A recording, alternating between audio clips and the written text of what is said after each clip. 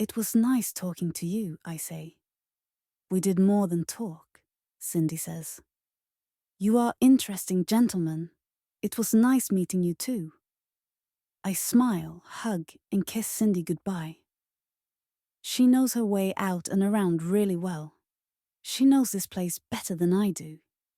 A few steps from the door of room 505 of Moscow Hotel in Dubai, she turns around. You know where to find me? Cindy says.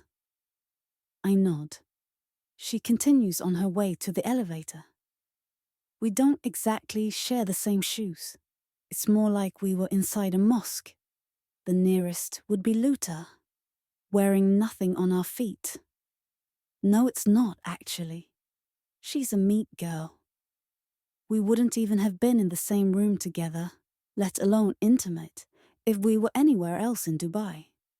I wouldn't have even been allowed to hold her hand, let alone share her shoes.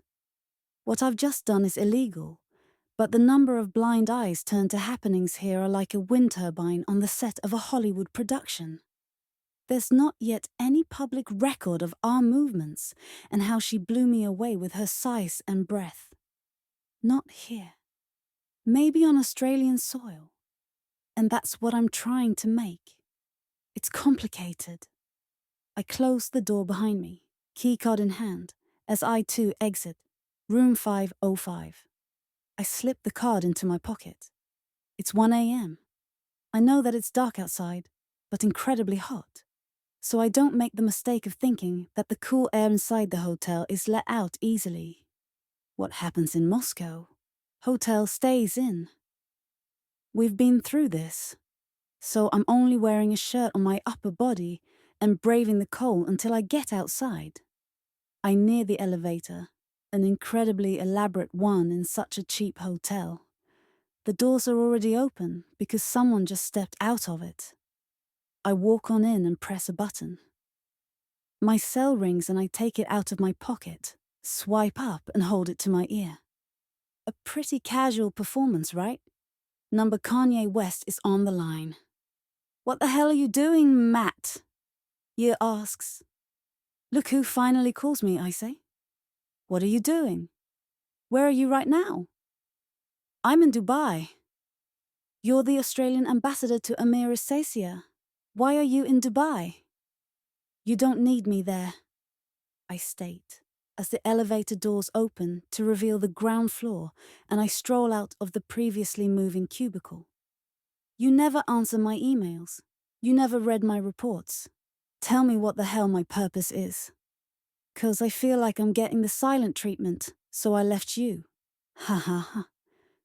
Look, I'm a level with you, Matt. Those reports are hard to understand, okay?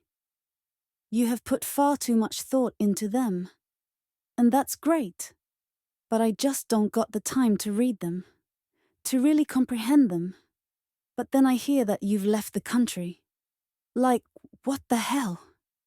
You know this reflects badly on me, right? Like I don't even know what my ambassadors are doing. I'm not your ambassador, I say. I'm Albanese's.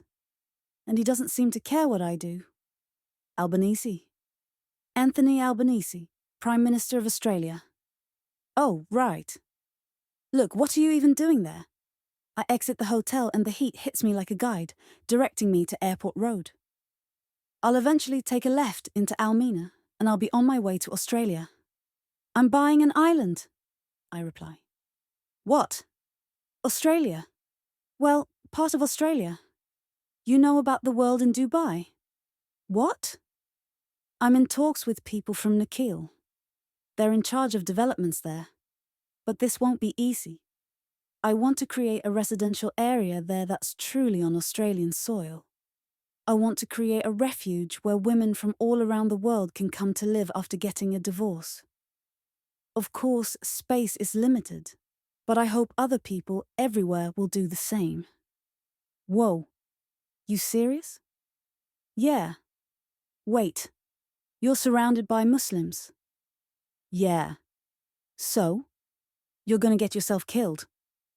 Not if you keep your mouth shut about this until I've made some Australian soil here, I state.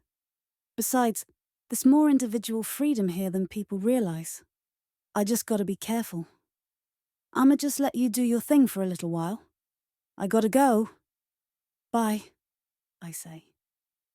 I hang up. It's quiet outside, of course. I'm walking northwest along Airport Road toward the Persian Gulf in the dead of night, just to be overly dramatic. Maybe Kanye gets my behavior now, or did I get him? This is my job. It's true that I occupy the Australian ambassadorship, but my occupation is, among other things, with my writing and hopefully of land. And I'm thinking about soil all the while. But even the walking is purposeful. And I'm not just talking about my air, life, or the construction of buildings on an island following the occupation of it, which I have every intention of overseeing, so that's intentional. I'm also talking about making it all the way to the Australia Islands, like I'm a woman who's running away. Of course, this is the place to run away. Emiratis, or expats living in the Emirates, and specifically in Dubai, comprising 66% of the 1,129 couples whom got a divorce in 2012, officially leave their partners more easily than people living elsewhere in the Middle East. But here's the thing. Getting a divorce here is not straightforward, just like how I'm still the official Australian ambassador to Amériçaisia. Maybe this sounds like I'm romanticizing matrimony, actually. Sorry about that. The state isn't all it's cracked up to be. That being said, Washington, D.C. isn't even a state. Anyway, a couple can apply for a divorce in the Emirates, or in whatever country at least one of the two people is from, if they're not Muslims.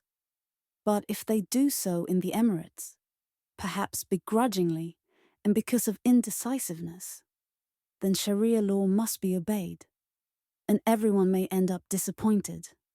Or not. It's circumstantial, like my explanation, and the splendor of my walk just now. I could go on, but you'll never hear the end of this. The point I'm trying to make is that other countries may be needed, inside Dubai. Perhaps I'm being too forward, inviting myself into power on an Australia island. But we'll see. I could give up now. How can this possibly be done over the phone or online? How do I set foot in the right place, the right doorway, when I have no authority whatsoever? The streets are so wide and evocative of self-doubt, strengthened by the menacing and strong skyline, its gender confirmed by the presence of the Burj Khalifa. Is my presence here nothing more than my part in a spin-off play on words? Am I skating on the thin paper? The islands are sinking, right? I'm not expecting to get or find some incredible reception around here, like I'm contending with people in Mecca as a non-Muslim. Whom can I possibly talk to? Then there's some figurative wedding reception of divorcees full of indecision on indecision. So I might just as easily be thronged like Mecca as people may throng around me like I'm a prophet of sorts. Will I be hurt or welcomed when I turn sand here into Aussie? Do people need me here? Or do I just need them? I look up at a billboard. It may be promoting individualism in so much as promoting consumption, but not a somewhat secular island of inspiration. Is that going too far, stretching too far? A single leg to lie on, like stand? How long will my adverts be on display for? Can I even advert to that yet? Can I even think about what grains of some dwelling on what will be on Australian soil can really be promoted here? Think about that. I will. I do.